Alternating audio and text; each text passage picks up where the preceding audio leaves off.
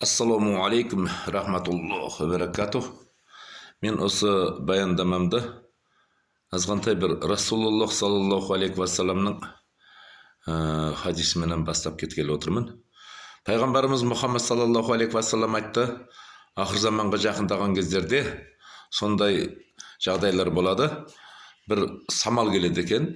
Сол самал бүткіл иман келтірген адамдардың қолтығынан кіріп, жандарын алып шығып кетеді екен.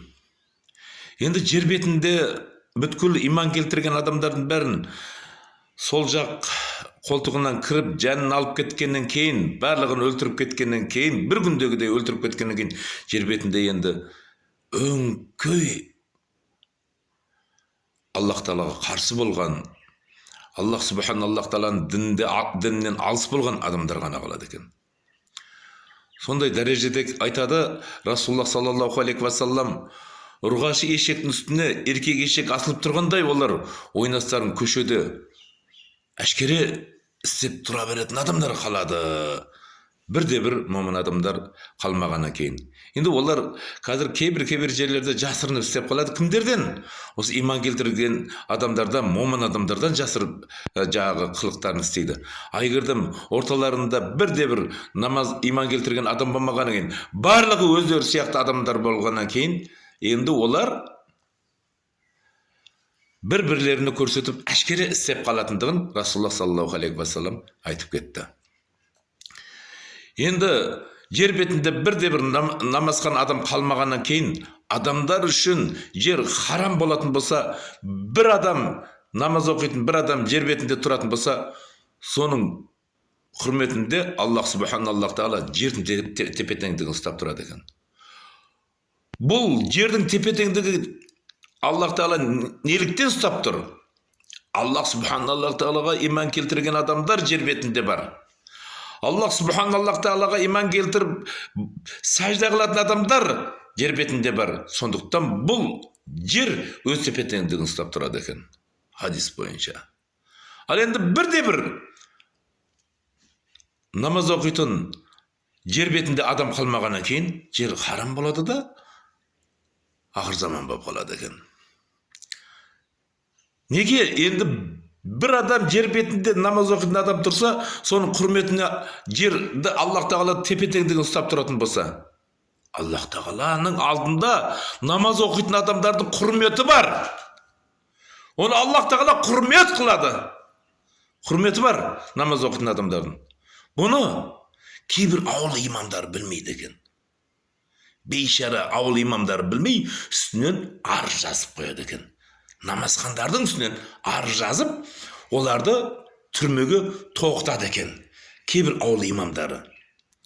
Оларға кімге байтады десеш, үстінен арыз жазуды кімдерге байтады? Дәреттің не екенін білмейтін, тазалықтың не екенін білмейтін, адамдықтың не екенін білмейтін, өмір сүрудің не екенін білмейтін, өмір сүру тек қана ақша, өмір сүру тек қана өзінің отырған орны деп біліп қалған адамдар келіп, қолына қалам ұстатқан кездерде, Аллах Аллах Тағалаға иман келтірген адамдардың үстінен арыз жаз деп, имамдың, ауыл имамдардың қолына қалам ұстатқанда, өзінің артындағы тұрған, сәжда қылып тұрған, Аллах Тағалаға иман келтірген, ей Алла, сен ұлықсың, сен әзизсің, сен құдіреттісің деп сәжда қылып тұрған, өзінің артындағы иқтида қылып тұрған, жамағат болып тұрған адамдарына арыз жазып жібереді екен. Ол қаламды кім әкеп береді? Тағы да айта кетем. Ол қаламды сәжданың не екенін білмейтін, ғұсылдың не екенін білмейтін, тазалықтың не екенін білмейтін, намаздың не екенін білмейтін, иманның не екенін білмейтін, Құдайын танымаған, Құдайсыз біреулер қолына қалам ұстатса, ауыл имамының біреулер қолына қалам ұстатса, ол өзінің жанындағы бірге сәжда қылып тұрған, бірге намаз оқып тұрған адамдардың үстінен арыз жазып жібереді екен. Ал енді бұндай ауылдың имамы кім енді бұдан кейін? Құдайға иман келтірген, Аллах Тағалаға иман келтірген адамдардың үстінен арыз жазып тұрған адам, бұл имам кім енді бұдан кейін? Өзінің кім екенін білдіріп тұр ғой берді енді. Біз айтпасақ та білдіріп қойды ғой bu yerде. Бет пердесін ашып қойды ғой. Көп имамдар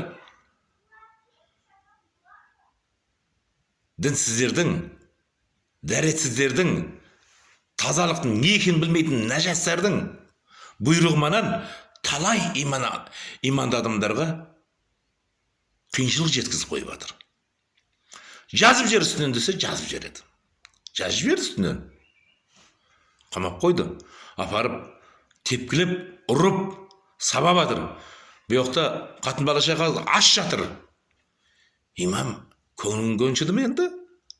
Көңіліңдегідей болды да, көңілің көншіді ме?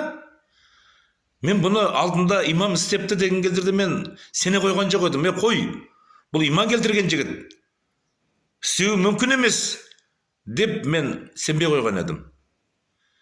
Кейін мұны Хибатулла мешітіне барған кездерде сұрап қалдым.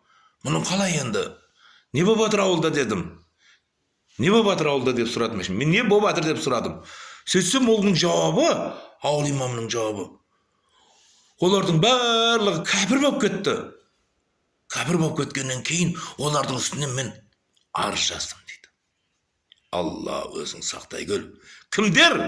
Аллах тағалаға иман келтіріп, сәжде қылып, намаз оқып тұрған, мешітте жүріп, мешіттің гүлдендіріп тұрған момын иман келтірген адамдар кәпір болып кетсе, имам үстінен арыз жаздым деп тұр. Мен арыз жаздым дейді. Мен өзім айтты.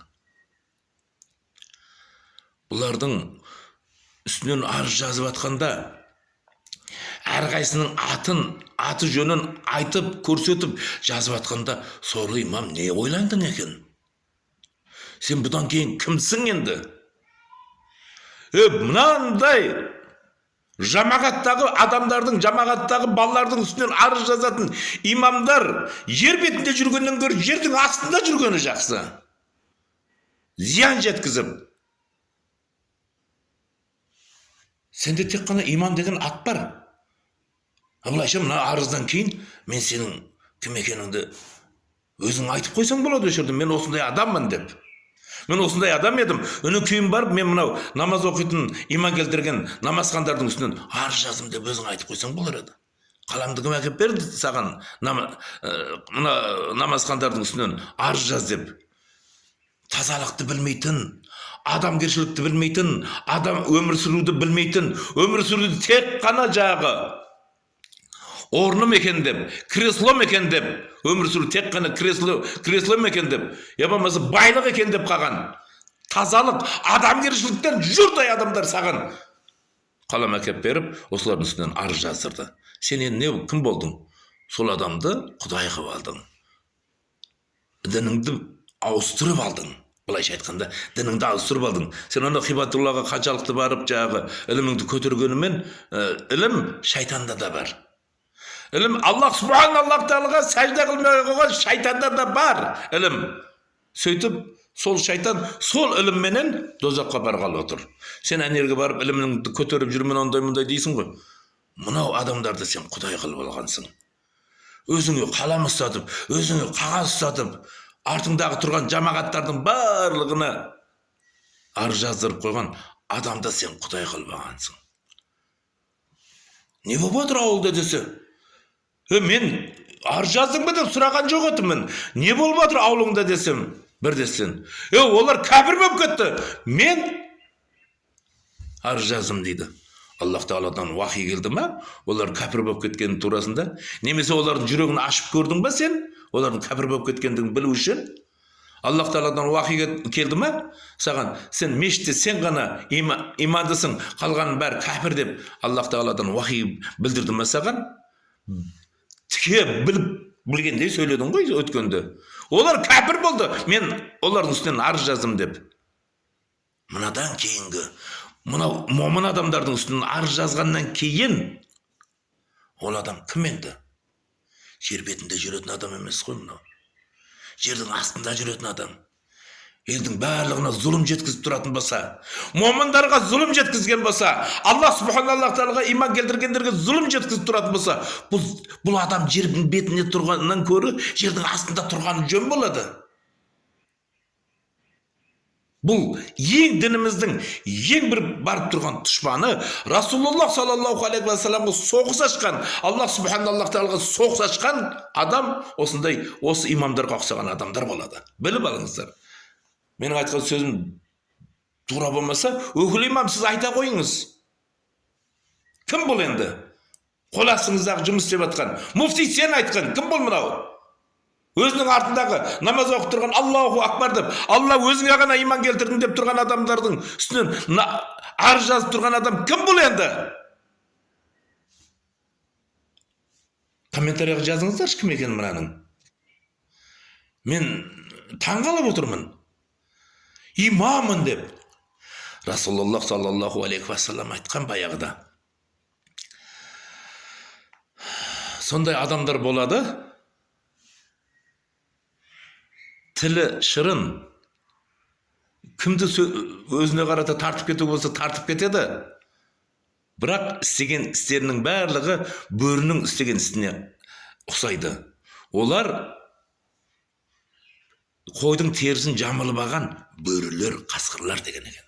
Расулуллах саллаллаху алейхи ва саллам. Осындай адамдардың болатынын айтып кеткен. Міне, кімнің мешіттің ішінде жүргенін біліп алайық. Мешіттің ішінде кімдер жүргенін біліп алайық.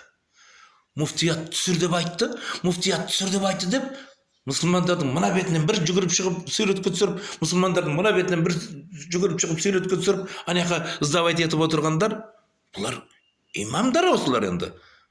Кім екенін біліп алайық енді. Міне, бетпердесі ашылып жатыр, ақырын шетінен. Мен анау жаңағы Астанада мешітке барғанымда, мені де біреусі суретке түсіріп алған. Ай, неменеге суретке түсіріп алдың десем, аға дейді, керек болып тұрсыз дейді. Мен айттым, онда жүр дедім.